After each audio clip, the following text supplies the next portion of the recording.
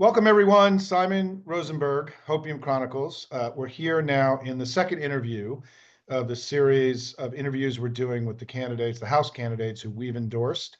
Again, these were all the seven who we call them the Hopium Seven. We got behind them during their election in 2023 and 2024. We endorsed in 17 races, red to blue, 7 of them won, and thankfully. And we're now starting this slog all over again and making sure that these newly elected, these plucky, newly elected, passionate members return, because shoring up the incumbents is the first step to flipping the House. And so it's very important that we're going to be focusing in 2025 on shoring up the incumbents, and then in 2026 we'll be moving on to red to blue as we did last cycle. And so joining me today was one of the most popular of our candidates last cycle, now Congresswoman Janelle Bynum. Welcome, Congresswoman. Thank you. We're really glad to have you here. So listen, why don't you just start by just reminding everybody a little bit about your basic story, right? Talk about your district, why you went crazy and decided to run for Congress, all those things. Well, sure. I am proud to now represent Oregon's 5th congressional district. I'm a mom of 4, an electrical engineer, a businesswoman, and a 4-term state legislator who was retiring from politics to spend more time with my family. But, got yanked into this because I knew that this nation needed a new and fresh voice, especially as it related to just working families, period. So, my kids keep me honest and humble. I have a perspective now as my older 2, who are 23 and 21, as they're starting to launch into the world, like what we are experiencing, getting them, out of the house and then being a member of the sandwich generation. So that's where I kind of found myself. The district itself has Portland, Bend, and the Willamette Wine Valley. So it is quite a few hours from end to end. 1/3 Democrat, 1/3 Republican, 1/3 non-affiliated or independent. So a wide variety of people and opinions. And what I love most is just hearing the story. So the story I remember the most on the campaign trail was a senior who said that her Social Security wasn't keeping up with her rent. And so she was secretly hoping that her son would build a mother-in-law unit or have a unit in the new house that he was getting. And so that just reminded me of how real the issues are today and how we need to be practical about solving those problems for Americans. Well, how's that going now that you're starting out in your first term in Congress in one of the craziest moments in American history, right? How's Yeah. that pragmatic approach going in these early days? So imagine this contrast, right? So I'm coming out of the state legislature in Oregon, which is a pretty blue state, right? You control the House, control the Senate, control the governors and the governor's seat, most of the statewides. And so having the gavel, having the power to write the laws and move the laws, having that, and then going to being in, from almost like a super majority to like the super minority under Donald Trump 2.0. That takes some poise. That takes some grace. And so, what I have found, the most important thing that I try to tell myself each morning is to focus on the policy, not the personality. The policy, not the personality. And that keeps us focused on costs, jobs, and quality of life. And that is what I spend my day talking about. That is what I spend my day working on in terms of developing policies and developing relationships so that we can move legislation. I am still very hopeful that I will pass a number of bills this year because I'm willing to work with anyone. And I think that's what it's going to take to make progress. What are the bills that what have you worked on so far? What are you hoping to be able to get done? So we just introduced the Protecting Families Against Inflation Act, and that is really actually important because we're talking about the impact of tariffs. Now, as I told you before, I have these 2 older children that we're trying to launch, and we just got my son a car. Maybe it was like 5 or 6 months ago. And one morning we got a knock at the door from the police, and they said, "I'm really sorry, but your car in your front, someone hit it." And we just found out that it was totaled. And so I had to talk my son through this. And I told him it looks like we're going to have to buy a new car. And now I'm thinking, is the new car going to be subject to a tariff? Like, how are we going to manage this? And how are we going to take the impact of that loss? So it's not just talking about tariffs like out in the ether. These are like real things that are affecting people. Also, we're working on the IDEA, which Linda McMahon, the Secretary of Education, did not know. And it is the like signature piece of legislation that any Department of Education official should know. And it protects our students, Individuals with Disabilities Education Act. It protects them and makes sure that they get a free and appropriate public education. That's like ground zero for education in this country. So I'm proud to be working with my colleagues to make sure that we fully fund that every kid gets a chance to succeed in this country. So those are just two examples of things that I'm working on. Bipartisan, I'm part of the Bipartisan Women's Caucus. We're working on the Women's Museum on the Mall. So lots of activity. And on the tariff bill, tell us what that would do. Go into, if you could just give us some details It's on that. super technical, so I won't bore you with that, Yeah. except to say we need to get the data on what tariffs are going to do to working families. So let's go back to what I originally talked about, costs, jobs, quality of life. How is it going to hit American families in the pocket? We know that the Trump administration is not very well practiced at telling us the straight, skinny truth about things. And so this idea that he has to bring back American manufacturing and maybe we'll have to have a little bit of pain. What does that pain look like? And who's going to bear it? That's what we're talking about.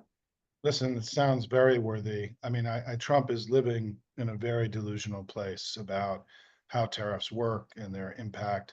I mean, there's a reason why the global economic system tried for so many years to eliminate tariffs. I mean, from the experience of the 1930s, Trump is not a student of history, as we know. And, we're entering into very choppy waters. I mean, I assume that given that you have the wine industry in your Yeah. district, that there's Yes. enormous, the agricultural part of your district must be very concerned about what's going to happen potentially with both tariffs and reciprocal tariffs, I assume. Well, we also have the semiconductor industry. I was the chief author of our Oregon Chips Act, which we put in place because we wanted to secure jobs for the next 20 to 50 years for our economy. So we invested about $300 million to generate $43 billion of expected economic activity, along with 6,000 jobs. So when we're talking about trade and we're talking about products, we're talking about an economy, we're talking about real people. And most importantly, if I can bring it back, we're talking about what do young people have to look forward to? And how can we make sure that our seniors are retiring in dignity? And that for me, like as the sandwich generation, that really matters. Like I'm already planning, like, okay, I'm gonna have to take my mom to Walgreens or wherever to get her prescriptions, and then how long is she going to want to stay in there? Because my friends have all been through that too. And so, these are the things that are on Americans' minds. How can Congress make my life easier, not harder? And how's it going, just the commute back and forth and just the life Yeah. of being in Congress? I mean, it is a lot of work. I mean, it's people, you've got constituents who are calling in and who are worried and about Social Hmm. Security getting cut or anything else. I mean, how's it going just in terms of the job itself? I mean, is the commute ended up being sort of a little tougher than you thought it was going to be? Talk about what it's like so far to be a member of Congress. Well, shout out to Alaska. They try to make it as easy as possible, but the seats are a little tight. And for a minute, I thought I was like anonymous. Like I'm kind of an introvert, and I thought that I could like go in the boarding area and just like sit there. And no, that doesn't happen. Like people always recognize me. And Yeah. so that is a change. Because at the state level, like they sort of know you, like the parents at school and the kids at school know you, but not like this. But it has brought our family a lot closer together. Like I love my kids like more and more and more. And my husband and I have been married 26 years, and his sense of humor, like I like his jokes. Always did, but I like them more now. And I would say I just turned 50, And so as you turn, as you have these big life events, you start to get a little more clarity about what you want out of life.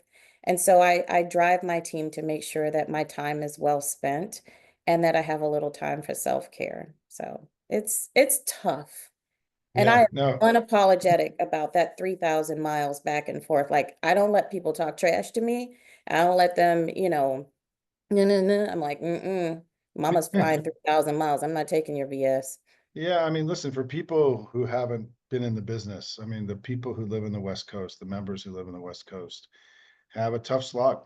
I mean, Yeah, it makes the job much harder, particularly if you've got kids at home who you want to see as often as you can. And it's no joke. I mean, it's a hard job, and it's particularly hard when you have a 3,000 mile commute, and kids at home. So I yeah, really admire, self care. We talk a lot about self care at Hopium during this time of enormous challenge for the country. And so, a couple more questions I got, and if there's anything you want to, talk about, is how has your constituency back home communicated with you in yeah, your office? Have you done town hall meetings? I mean, yeah. what are you hearing from people back home about these early days of Trump? So first of all, many of the people that helped me get here were not my constituents. And the point that I want to drive home is that many people live in areas that may have a safe seat, or they will never elect a Democrat, or they will never elect a Republican. Um, and so it matters to me to tell people not to outsource their patriotism, to invest around the country in people that you believe in. And so I was very fortunate to have that investment. And so now I have very good relationships with my constituents. So we have already done 2 town halls. We are working on the third, which will be next weekend. Um, I get about 5,000 to 6,000 letters a week. We have a very strong letter reply program. What they're telling me, number one, is they don't like Elon Musk's involvement in our government. They don't like that. Number two, they also want me to stand up for Social Security. Those are like the big overarching things. And then number three, standing up for federal workers. And now, we just saw the executive order on, Trump refusing to bargain with unionized employees in the federal government. Yeah. One quick point. My opponent, who now this was the third time that I've beaten her, Lori Chavez DeRemer, is now the labor secretary. And it's so ironic to me to hear, on the campaign trail, she talked about being pro-labor. And, she had all of these smaller level unions, very important, but more private unions, endorsing her, saying she was pro worker, pro union. And then she got up there and told just the fattest lies when she was getting confirmed. And it was such an about face. And so that confirmed to me that I got into this for the right reasons, because she was a wolf in sheep's clothing. But now she's labor secretary, and now we have to work with her, and I'll work with anybody. Yeah, it is remarkable. I mean, I think that for all of the sort of scenario planning that we all could have done for the early days of Trump, I think what remains perhaps the most remarkable is their ambition, and the fact that every day it's 5 or 6 new things that they're promoting or adopting or pushing. I think they know that majority of them won't happen, but they are going to try them anyway to see what they can get away with.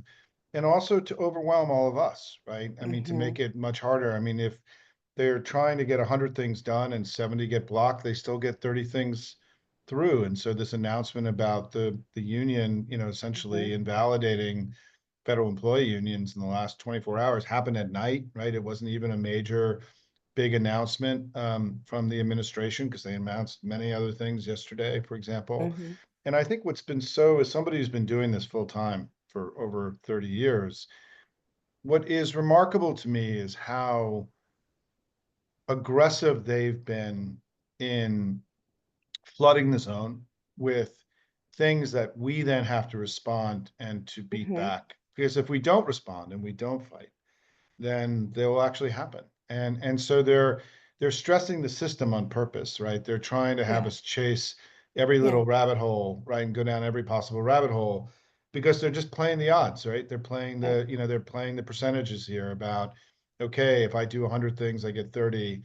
And it really has meant, I'll just say for you, I mean, no freshman members had to deal with an environment like this, probably in all of American history. Leave it to me to get the Yeah. best freshman experience possible. For the craziest, probably.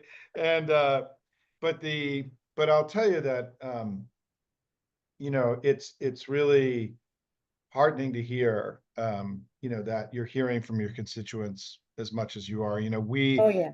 We in the Hopium community, we're over 150,000 people now. We have been encouraging our members from all across the country to contact their Democrats and the Republican representatives and Hmm. senators every day, and to make this now an important part of what it means to be a big citizen in this time of crisis. That as Hmm. if you have the luxury of being able to spend 15, 20 minutes a Exactly. day to make 3 phone calls, the impact that this is having in Washington on members that I talk to privately, the offices that I speak to, people are overwhelmed by the calls and the volume, but they're also heartened by it. I think that Oh, yeah.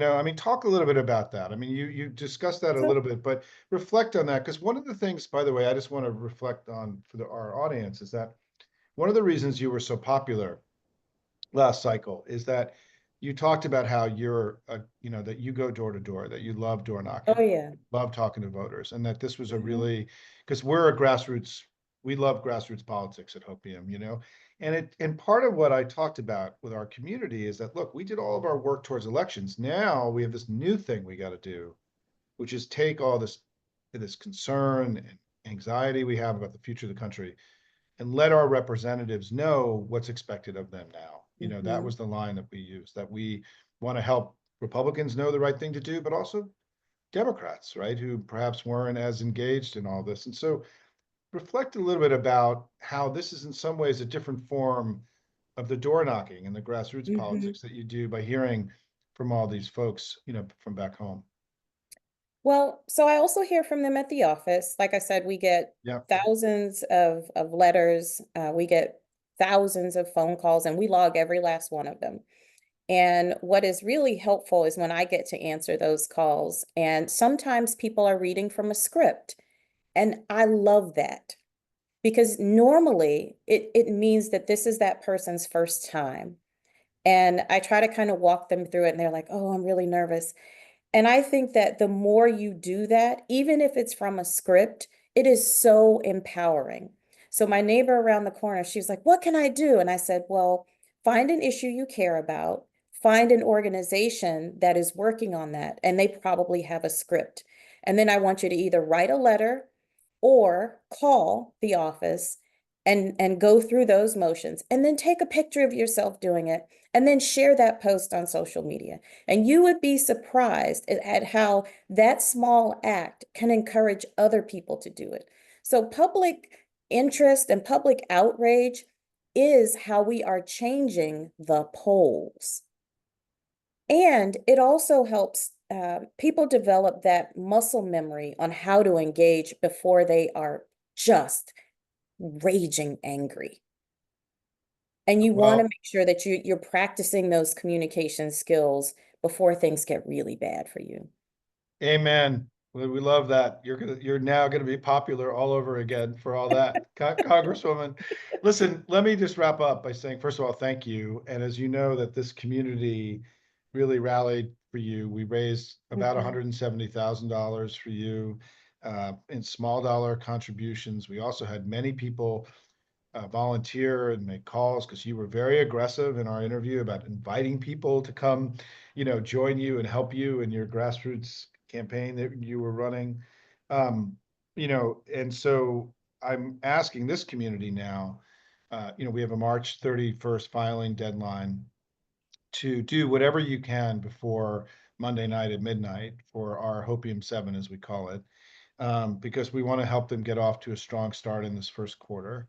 And so we'll hope that everyone who's watching this will click back to our site and make sure that you give a little bit to our Intrepid 7.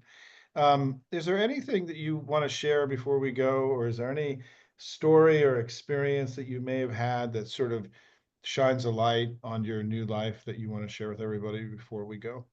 Well, I just came out of being a middle school mom. I have this baby son, Asa, that if he had come first, there would be no more. And I remember going to get him up to take him to soccer one night, and he was like, Mom, it's optional. And I was like, No, son, if they tell you it's optional, it's not. He's like, No, you just don't understand. And I'm like, No, son, let me give you this lesson. If they tell you it's optional, it's not. And so every day when I wake up and I talk with my staff about who's calling in and what they're calling about, that is transmitting to me what my constituents believe is not optional. And so it could be reproductive health, it could be Social Security, it could be veterans benefits.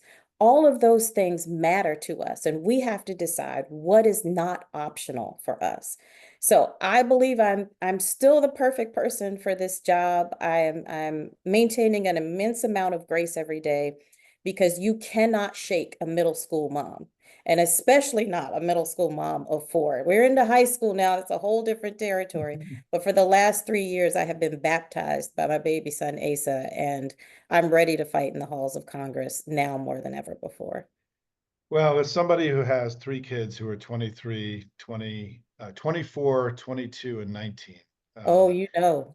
yeah, ready to put them, and all three were home as teenagers during COVID, which was, quite, I know, those of us who went through that, will never forget what that was like. I will leave you with this because one of the things that really motivates me to keep doing this work, and Hopium publishes 7 days a week, and we've been growing and doing tons of events and interviews, is that it's because of those my three kids, right? And Yeah. because I really do feel that what Trump represents is that he's stealing their future, and that Oh. there's an enormous urgency now for us to do this Hmm. work so that they have the same opportunities that we all had Or growing up. better, Yeah, or better. right? And they say, good is the man that leaveth an inheritance for his children's children. So not just one generation, but multiple generations. That's why we work. Why we work. Listen, thank you for joining us today. Good luck with everything. And everybody, please head back to the site and make sure that you contribute today for this, our remarkable Hopium 7. Congresswoman, congratulations on getting to DC. I'm sorry this is what you're having to deal with in the early days, All good. but let's just keep All working good. hard and we can bring a better day to the country together. Thanks. Thanks, Opium. Thanks.